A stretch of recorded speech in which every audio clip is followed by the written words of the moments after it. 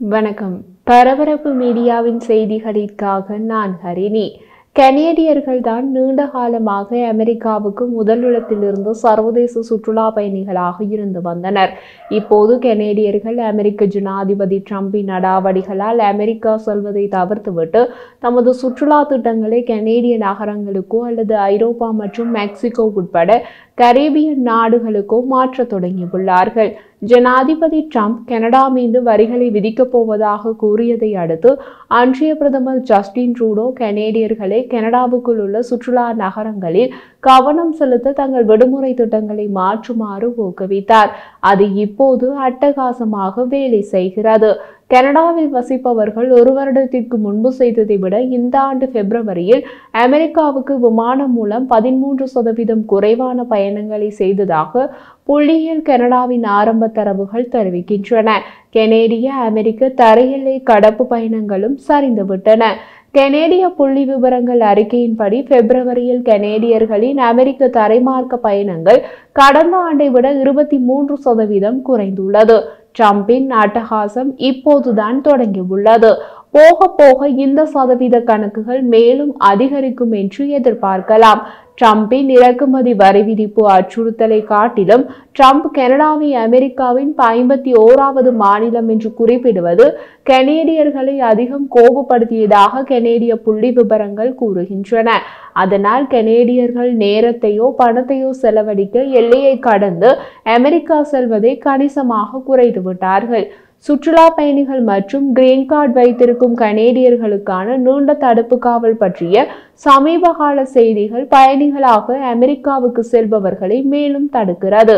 அமெரிக்காவில் முதலிடத்திலிருந்து சிறந்த சர்வதேச சுற்றுலா பயணிகளின் புறக்கணிப்பு 2025ஆம் ஆண்டில் அமெரிக்க உள்ளூர் பொருளாதாரங்களை அச்சுறுத்துகிறது என்று அமெரிக்காவின் வால் ஸ்ட்ரீட் ஜேர்னல் பத்திரிகை இன்று பெரிய கட்டுரை ஒன்றை வெளியிட்டுள்ளது. கனேடிய பயணத்தில் 10% குறைப்பு கூட அமெரிக்காவில் ஆண்டுக்கு $2 பில்லியன் இழப்பு மற்றும் 14,000 வேலை இழப்புகளை குறிக்கலாம் என்று அமெரிக்க பயண வர்த்தக குழுமம் தெரிவித்துள்ளது. கனடா அமெரிக்காவின் 51வது மாநிலமாக மாறுவதை இன்னமும் விரும்புவதாக தொடர்ந்து டிரம்ப் கூறுகிறார். வெள்ளை மாளிகையின் செய்தி தொடர்பாளர் அனா கெல்லி, எங்கள் தேசத்திற்குரிய 51வது கனேடிய மாநிலத்தில் வசிப்பவர்கள் அமெரிக்க பொதுமக்களாக மாறும்போது அவர்கள் இனி சர்வதேச பயணத்தின் சிரமங்களை பற்றி கவலைப்பட வேண்டியதில்லை என்று கூறினார். இந்த கணக்கை அவர் எங்கிருந்து பெற்றார் என்பது கடவுளுக்கே வெளிச்சம். கனேடிய பாஸ்போர்ட்டில் உலகில் 186 நாடுகளுக்கு விசா இல்லாமல் பயணிக்கலாம். அமெரிக்க பாஸ்போர்ட்டில் உலகில் 184 நாடுகளுக்கே விசா இல்லாமல் பயணிக்கலாம். அமெரிக்காவின் போர், வெளியுறவு கொள்கை மற்றும் பிற காரணங்களால் கனேடியர்களை விட அமெரிக்கர்களுக்கே வெளிநாடுகளில் அச்சுறுத்தல் அதிகம். அமெரிக்காவின் வால் ஸ்ட்ரீட் ஜேர்னல் பத்திரிகை இன்று வெளியிட்ட கட்டுரையின்படி கனடாவின் ஒன்டாரியோ மாகாணத்தை சேர்ந்த 34 வயதான மூத்த மென்பொருள் உருவாக்குனரான கிரேக் ட்ரூலிப் மற்றும் அவரது மனைவி மே மாதம் அமெரிக்காவின் அரிசோனாவுக்கு சென்று தொழில் மாற்றத்தை முடித்ததை கொண்டாட திட்டமிட்டனர். விமானங்கள், ஹோட்டல்கள், ஒரு ஏர்பிஎன்பி முன்பதிவு மற்றும் வாடகை கார் ஆகியவற்றுக்காக சுமார் $3,500 செலவிட திட்டமிட்டிருந்தனர். கனடாவை 51வது மாநிலமாக இணைப்பதில் டிரம்ப் தீவிரம் காட்டி இருக்கக்கூடும் என்று கனேடிய வர்த்தக சங்கத்தில் பேசிய ட்ரூடோ கூறிய மறுநாள் பிப்ரவரி 8ஆம் தேதி அவர்கள் பயணத்தை ரத்து செய்தனர். அவர்கள் ஹோட்டல் முன்பதிவுகளில் சுமார் $500 இழந்தனர். அதை அவர்கள் பொருட்படுத்தவில்லை. அப்போது அமெரிக்காவுக்கு பதிலாக கனடாவின் அல்பர்டா மாகாணத்திற்கு செல்ல திட்டமிட்டார்கள். எனது பணத்தை அமெரிக்காவில் செலவிடுவது எனக்கு சரியாக படவில்லை என்று அவர் அமெரிக்காவை பற்றி கூறுகிறார். டிரம்பின் இணைப்பு அறிவிப்புகள் கனேடியர்களை அமெரிக்காவின் பக்கம் செல்ல விடாமல் மிகவும் தீவிரமாக தடுப்பதாக அவர் குறிப்பிடுகிறார். முழு விளைவுகளும் ஓரிரு மாதங்களுக்கு மிக வெளிப்படையாக தெரியாமல் இருக்கலாம். சில பயணிகள் அமெரிக்க முன்பதிவுகளை ரத்து செய்திருந்தாலும் பலர் இன்னமும் தமது வழமையான கோடைகால பயணத்தை முன்பதிவு செய்யவில்லை. ஆனால் அவர்கள் இப்போது வேறு இடங்களை தேர்ந்தெடுத்துள்ளனர் என்று கூறுகிறார்கள். வான்கூவரை சேர்ந்த 40 வயதான க்ரூனால் பட்டேல் என்ற கலையாசிரியர் இந்த அக்டோபரில் 7 நண்பர்களுடன் லாஸ் வேகாஸுக்கு செல்ல திட்டமிட்டிருந்தார். அவர்கள் இன்னமும் விமான டிக்கெட்டுகளையோ அல்லது ஹோட்டல் அறைகளையோ முன்பதிவு செய்யவில்லை. ஆனால் பயணத்திற்கான தேதிகளை இறுதி செய்திருந்தனர். அப்போது ட்ரம்ப் இறக்குமதி வரி விதிப்புகள் மற்றும் இணைப்பு பற்றி தனது கூற்றுக்களை அதிகரிக்க தொடங்கினார். கெனேடிய நடிகை ஒருவர் அமெரிக்க எல்லையில் தடுத்து வைக்கப்பட்டார் என்ற செய்தி அவர்கள் வேறு இடங்களுக்கு செல்வதற்கான முடிவை எடுக்க தூண்டியது என்று அவர் கூறுகிறார். அமெரிக்க எல்லையில் சிறிது நேரம் தடுப்பு காவலில் வைக்கப்பட்டால் என்ன செய்வது என்று நாங்கள் உணர்ந்தோம் என்றார் அவர். அவரது குழு இப்போது ஸ்பெயின் செல்ல திட்டமிட்டுள்ளது. விமானத்துறை ஆய்வு நிறுவனமான சிரியம் வெளியிட்ட தகவலின்படி ஜனவரி 31 அட்டவணைகளுடன் ஒப்பிடுகையில் கனேடிய விமான நிறுவனங்கள் தங்கள் இருக்கை திறனை ஏப்ரல், மே மற்றும் ஜூன் மாதங்களில் சராசரியாக 6.1% குறைத்துள்ளன. கெனேடிய பயணிகளிடையே அமெரிக்காவிலிருந்து மெக்சிகோ மற்றும் கரீபியன் போன்ற பிற சூரிய இடங்களுக்கு முன்பதிவு செய்வதில் மாற்றம் ஏற்பட்டுள்ளதாக கனடாவின் வெஸ்ட்ஜெட் விமான நிறுவனம் கூறுகிறது. எட்மண்டனை தளமாக கொண்ட ஃப்ளோரியாலின்ஸ் அடுத்த மாதம் கனடாவின் வான்கூவர், எட்மண்ட் மற்றும் கல்கரி நகரங்களில் இருந்து அமெரிக்காவின் பீனிக்ஸுக்கு பறப்பதை முழுமையாக நிறுத்துகிறது.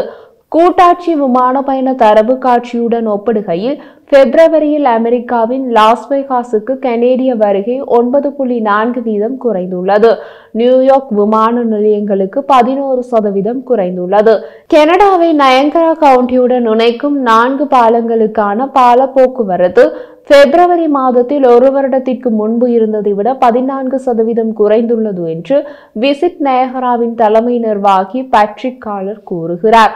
ட்ரம்பின் அறிவிப்புகளால் கனேடியர்களின் அமெரிக்க பயணங்கள் இப்படி குறைந்துள்ள நிலையில் ட்ரம்பின் புதிய இறக்குமதி வரி விதிப்புகள் வெளிநாடுகளில் உள்ள அமெரிக்க சந்தையை குறிவைக்க சீனாவை தூண்டுகிறது.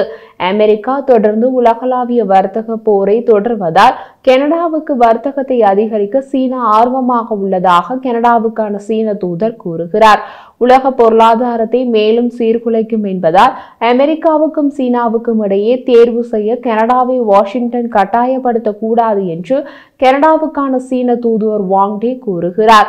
கனேடிய தலைநகர் ஒட்டாவாவில் உள்ள சீன தூதரகம் நேற்று செவ்வாய்க்கிழமை நடத்திய வர்த்தக ஊக்குவிப்பு நிகழ்வில் சமீபகால ஆண்டுகளில் பதட்டமான உறவுகள் இருந்த போதிலும் கனடாவுடனான சீனாவின் வர்த்தகத்தின் அளவு இன்னமும் அதிகரித்து வருவதாக வாங் கூறினார். 2018ஆம் ஆண்டு சாத்தியமான சுதந்திர வர்த்தக ஒப்பந்தம் பற்றிய பேச்சுக்கள் முறிந்த பின்னர் சுதந்திர வர்த்தக ஒப்பந்தத்தை பரிசீலிக்க சீனா தயாராக இருக்கிறது என்றும் அவர் கூறுகிறார். சீனாவுடன் சுதந்திர வர்த்தக ஒப்பந்தம் செய்யாமல் கனடாவுக்கு அழுத்தம் கொடுத்தது வாஷிங்டன் தான். ஆனால் சீன வர்த்தகத்தின் மீதான பல்வேறு கட்டுப்பாடுகளை கனடா திரும்ப பெற்றால் மட்டுமே சுதந்திர வர்த்தக ஒப்பந்தம் சாத்தியமாகும் என்று அவர் கூறினார். தேசிய பாதுகாப்பை மேற்கோள் காட்டி கனடா சில சீன இறக்குமதிகளை நடைமுறைப்படுத்தியது. கனடாவின் முதலாவது பெரிய வர்த்தக பங்காளியாக அமெரிக்கா இருக்க சீனா கனடாவின் 2வது பெரிய வர்த்தக பங்காளியாக உள்ளது. ஒட்டாவா சீன பொருட்களின் மீது கட்டுப்பாடுகளை விதித்தது.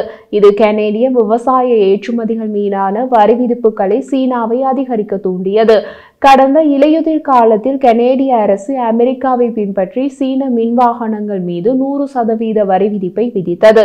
இது வட அமெரிக்க வாகன சந்தையை நியாயமற்ற வர்த்தக நடைமுறைகளில் இருந்து பாதுகாக்க வேண்டிய அவசியத்தை மேற்கோள் காட்டி சீன மின்வாகனங்களுக்கு எதிராக கனடாவும் அமெரிக்காவும் செய்த ஒரு கூட்டு நடவடிக்கை.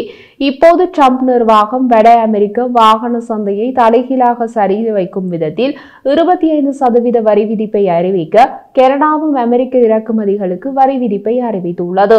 சீனாவின் முதலாவது பெரிய வர்த்தக பங்காளியாக ஐரோப்பிய ஒன்றியம் இருக்க அமெரிக்கா சீனாவின் 2வது பெரிய வர்த்தக பங்காளியாக உள்ளது. ஐரோப்பிய ஒன்றியத்தின் 27 நாடுகள் மீதும் ஏப்ரல் 2ஆம் தேதி இறக்குமதி வரி விதிக்கப் போவதாக ட்ரம்ப் அறிவித்துள்ளார். அதற்கு பதிலடி வரி விதிப்பு செய்வோம் என்று ஐரோப்பிய ஒன்றியமும் கூறியுள்ளது. சீன இறக்குமதிக்கு ட்ரம்ப் ஏற்கனவே 20% வரி விதிப்பை அறிவித்து நடைமுறைப்படுத்தியும் விட்டார்.